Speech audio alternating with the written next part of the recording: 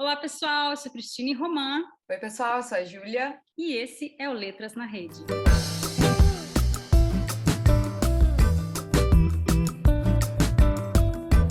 Então tá, gente, a gente vai falar hoje sobre a Pagu. A Pagu, principalmente em função do modernismo, que hoje a gente comemora 100 anos, né? Essa semana, inclusive. Então a gente vai falar um pouquinho do modernismo, a gente vai falar um pouquinho sobre o romance de 30 e esse percurso que a Pagu faz entre o modernismo dos anos 20 e o romance dos anos 30. A gente vai falar um pouquinho da vida e da obra dela, né? A gente vai falar sobre Parque Industrial, principalmente, porque muito se fala sobre a vida da Pagu e pouco se fala sobre a obra da Pagu.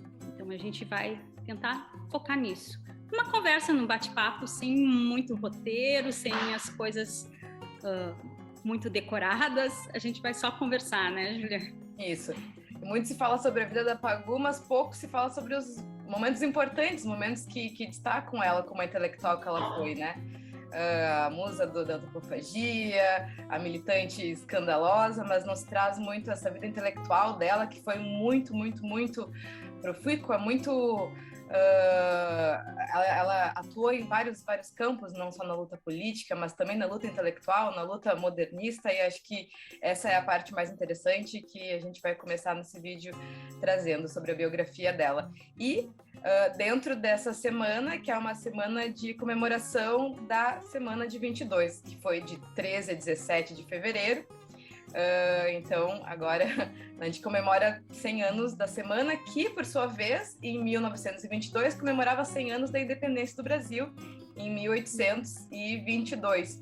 E se dizia, né, que se propunha como um novo grito de independência, a Semana de 22, um novo grito de independência nas artes do Brasil, que um grupo de intelectuais de São Paulo promoveram durante essa semana, que foi uma semana marcada pelo experimentalismo. A Pagu não participa da semana, ela tinha só 12 anos na época em que se realiza a Semana de 22, ela é de 1910, mas ela é, de certa forma, uma consequência, digamos, da Semana de 22. Eu acho que talvez, a gente não precisa entrar muito nos aspectos da semana, mas a semana em si, eu acho que um dos grandes contribuições dela não está tanto nela quanto no que vem depois dela, no que ela propicia, no que ela faz começar a surgir depois, com esse pontapé que se dá no experimentalismo, numa nova forma de se pensar nação no Brasil, de se pensar a imagem cultural, as representações, as formas de se fazer arte e cultura no Brasil depois da Semana de 22. E um dos movimentos que tem quase uma consequência direta da semana, ainda que se coloque um pouco contra ela, é a antropofagia do Oswald de Andrade, da qual a Pagu se diz a musa antropofágica. E herdeira também, né? Porque ela começa depois, ela não inicia, como tu disse, ela tinha 12 anos de idade na época, ela pega toda essa mudança e ela vai trazer isso também para a obra dela, né? Ela também vai trazer... Na verdade, ela escreveu pouca coisa, ela não escreveu muito, ela tem 2 livros publicados, ela... Tem a autobiografia dela, que na verdade não foi intencionalmente escrita para publicação, carta, né? E o outro livro que ela escreve para o Geraldo Ferraz, que é a famosa revista. O marido dela, tu lembra o nome do marido dela, Julia? Geraldo Ferraz. Geraldo Ferraz. O marido dela, né? O outro marido, depois do Oswald, depois de passar por vários percalços, que tu vai falar um pouquinho disso, né, Júlia? Eles escreveram esse livro em parceria. Eu acho curioso, queria só lembrar, anotar, que esse é o único livro que ela vai publicar com o nome dela, Patrícia Galvão, porque o primeiro livro, Parque Industrial, ela é impedida de publicar pelo nome dela pelo Partido Comunista, na qual ela estava afiliada na época, e ela assina então o livro como Mara Lobo. Assim também, boa parte da produção de escritora dela durante o período do movimento antropofágico, ela publica muitos desenhos, também muitas crônica. Colabora muito em revistas, em jornais.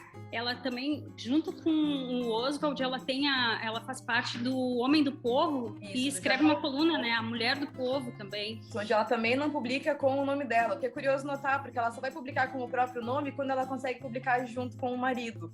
Porque antes disso, ela não pode publicar com o seu nome, ela é impedida por diferentes formas, mas principalmente por talvez um instinto de preservação e às vezes eu acho que posicionamento político mesmo. Também do partido, né, Ju? Isso, tu não acha? Impedimento. O partido literalmente impede ela de publicar com o nome dela, porque a altura em que ela escreve esse livro, ela já é um grande fenômeno nas artes brasileiras, mas ela é também uma militante e o partido não consegue conciliar muito bem essas duas trajetórias da vida dela. Ela não pode ser uma militante burguesa, uma militante tão intelectualizada, então por isso o partido não, talvez tentando se proteger, mas impede ela de publicar e ela vai publicar só usando... Ela também, desde o início, se a gente for começar a falar um pouco da biografia dela, a Pagou, ela começa a escrever ainda no colegial.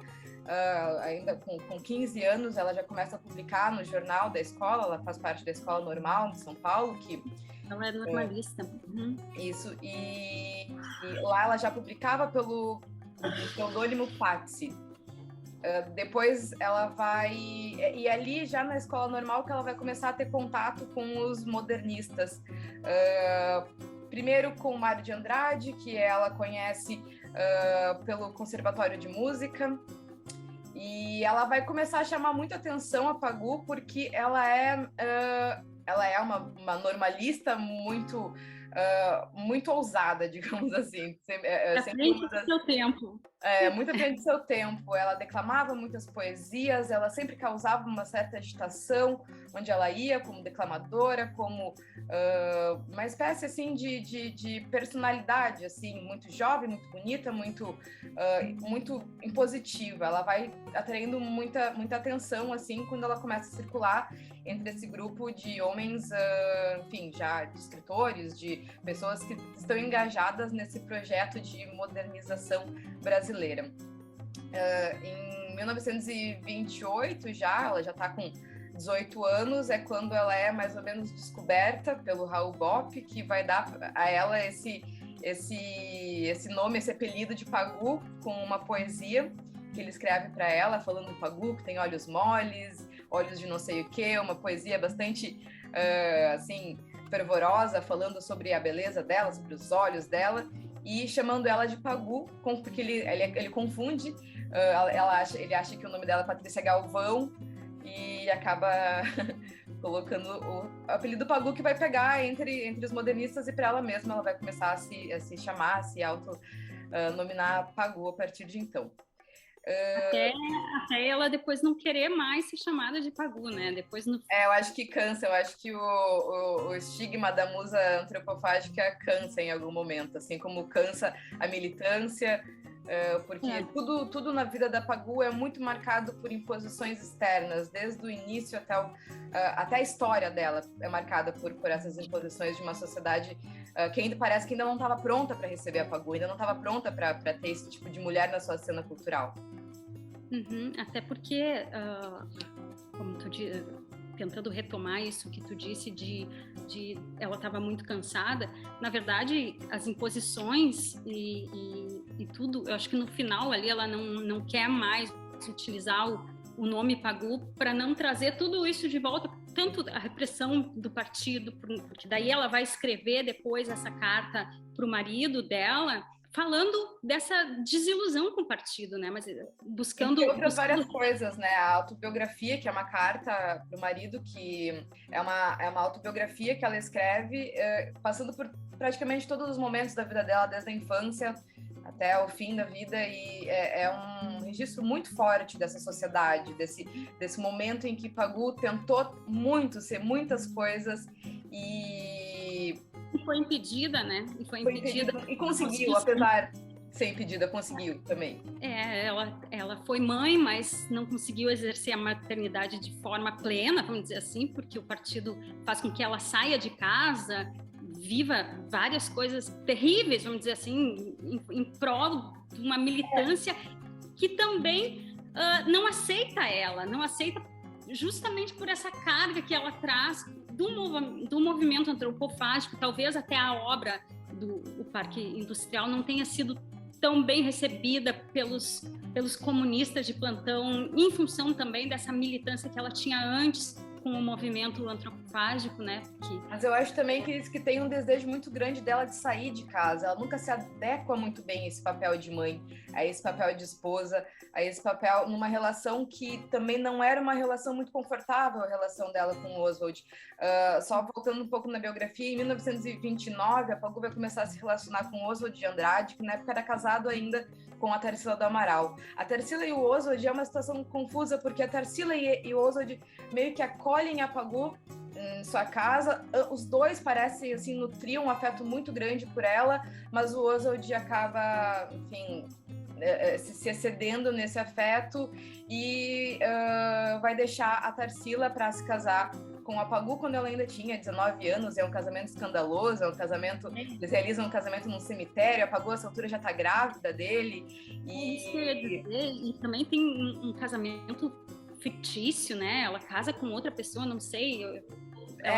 Para tentar manter os bons costumes, ela vai se casar com um amigo do casal porque ela já está grávida. Mas, resumindo, assim, a história, tudo, eu acho, da perspectiva da Pagu, pelo menos é muito o que aparece nessa autobiografia dela, vem de um desejo muito grande de conseguir sair de casa, um desejo de conhecer o mundo, e a gente sabe que em 1930 isso só era ainda possível, principalmente através do casamento, através a mulher só conseguia sair da sua família paterna, da sua família da casa dos pais, quando ela constituía uma família com um marido. E tem isso muito, muito forte na história da Pagu, esse desejo muito grande de conhecer o mundo, de ir para o mundo, e ela consegue fazer isso ali numa espécie de acordo com o Oswald, de que ele vai conceder isso a ela de certa forma, mas ao mesmo tempo numa relação que é muito complicada, que faz com que a Pagu sofra muito, porque não parece ser a escolha dela. Ela não é uma mulher que talvez quisesse já ter aquele filho com 19 anos, já está casada. Então, é um desejo dela também sair de casa, um desejo que carrega muito sofrimento. Ela fala muito sobre a saudade do filho, sobre como ela sente esse sofrimento de não conseguir dar afeto para o filho, porque ela quer muito se dedicar à vida. Quando ela encontra o Partido Comunista, é uma espécie assim de realização para ela, porque ela encontra um sentido para a vida dela que ela não encontrava na maternidade, que ela não conseguia sentir como suficiente na maternidade. Então, é muito curioso, assim, é por isso que eu digo antes, a Pagu realmente conseguiu fazer muitas coisas, apesar de estar tão cercada por estruturas extremamente patriarcais, que eram a estrutura do casamento, mas que eram também a estrutura revolucionária do Partido Comunista. Ainda era muito patriarcal, ainda não estava nem de perto consciente toda a opressão de gênero ainda em 1930, depois vai ter uma conscientização a esse respeito, mas na época da Pagu isso ainda não existia. Quando a Pagu deixa a família, deixa o Oswald e o filho eles moram em São Paulo, e ela vai para Santos para se envolver nessa luta, na greve dos estivadores, que é onde vai ter um dos episódios mais marcantes da Pagu, que é o assassinato de um militante negro, que é o Herculano, que morre nos braços dela.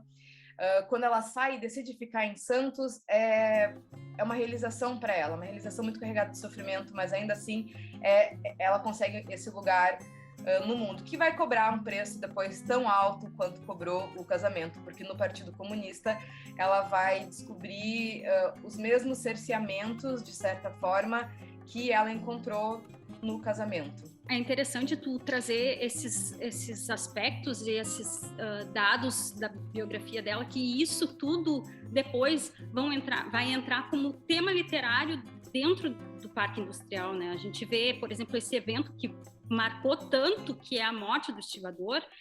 Ele vai aparecer, ele vai estar ali dentro do Parque Industrial. Vai ter uma cena bem chocante desse protesto, né, na praça, e que esse homem morre nos braços da Otávia, da personagem.